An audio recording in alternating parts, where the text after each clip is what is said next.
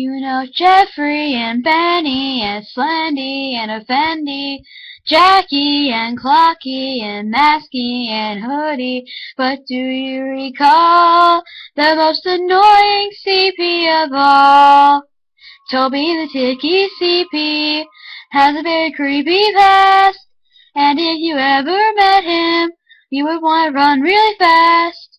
Toby the Ticky CP is a weird mental freak, and if you ever saw him, you would really want to shriek. Then one burning late night, Slendy came to say, Toby, you're such a freak, why not be my new proxy? Then all the CPs loved him, except for Masky.